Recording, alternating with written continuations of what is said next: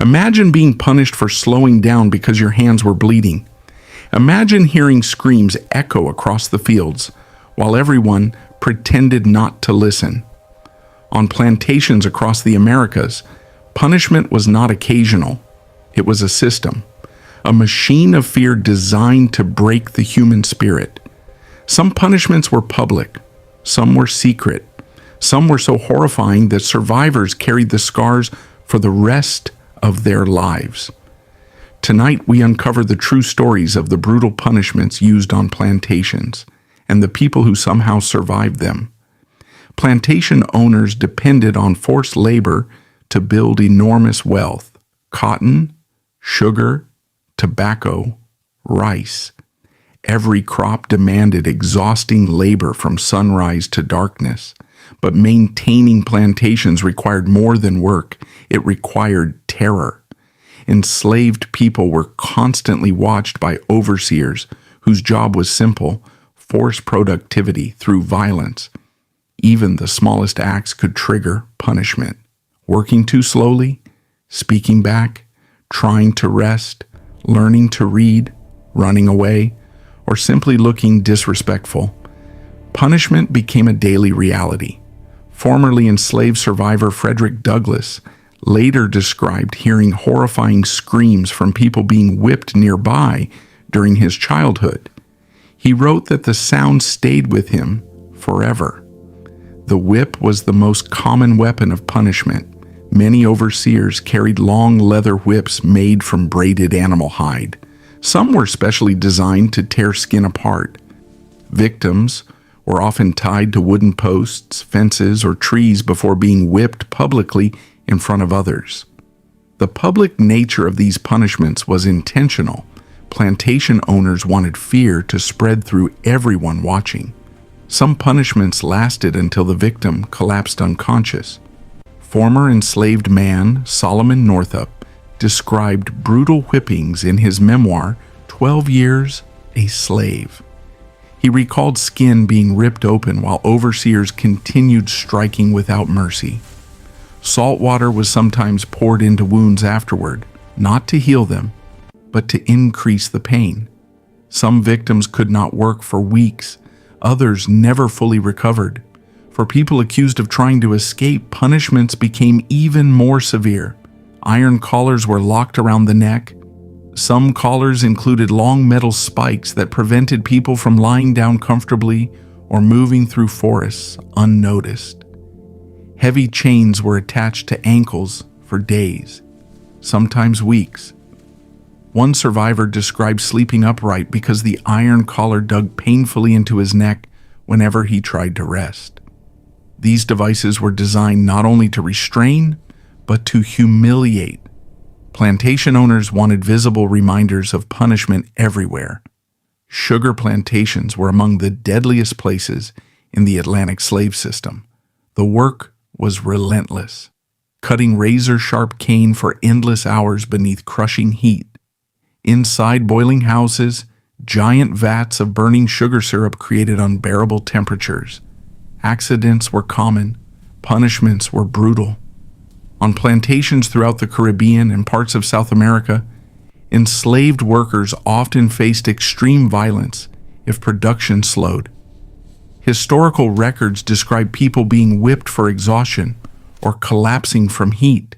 Mortality rates became so high that some plantation owners simply replaced dead workers with newly captured Africans rather than improving conditions. Some punishments permanently marked the body forever. Branding irons were heated until glowing red, then pressed against human skin. Certain plantation owners branded enslaved people with initials or symbols to identify ownership. Others used mutilation as punishment for escape attempts.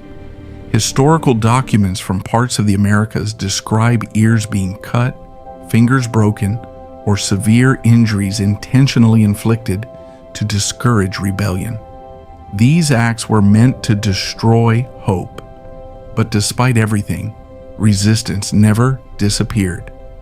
Women on plantations faced many of the same punishments as men, but also endured additional horrors. Female survivors later described physical abuse, forced separation from children, and constant vulnerability to exploitation. Mothers were sometimes punished while their children watched. Children themselves could also be whipped. Former survivor Harriet Jacobs described living in constant fear while enslaved in the American South. Her memoir, Incidents in the Life of a Slave Girl, revealed the emotional terror enslaved women endured daily. Some plantations maintained private jail cells. People could be locked inside tiny dark spaces for days with little food or water. These punishment rooms were often unbearably hot, filthy, and infested with insects. Isolation itself became torture. One formerly enslaved survivor recalled hearing rats moving through the darkness while chained alone inside a plantation cell. Others emerged severely weakened or mentally broken. Despite unimaginable brutality, resistance never ended. People sabotaged tools, worked slowly on purpose, secretly learned to read, escaped through forests and swamps. The fear plantation owners carried was not imaginary. They knew resistance was always possible. Stories spread across plantations about revolts in places like Haitian Revolution, where enslaved people fought for freedom and defeated colonial forces. That possibility terrified slaveholders everywhere.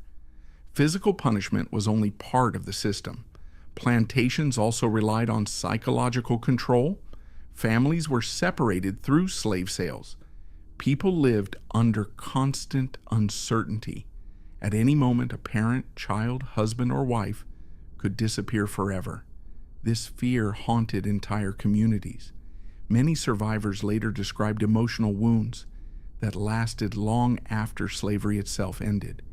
Yet even after generations of violence, culture survived, song survived, faith survived, memory survived, and so did the truth. The brutal punishments on plantations were not isolated incidents. They were part of a massive system built on fear, violence, and control. But history is not only about cruelty, it is also about survival. Because despite everything meant to destroy them, millions endured, resisted, and left behind stories the world can never erase. The scars of that era still echo through history today, and maybe the most haunting question is this: if you had lived under that system, would you have found the courage to resist? If this story moved you, make sure you like, subscribe, and share this video so these stories are never forgotten. And tell me in the comments, what part of this history shocked you the most?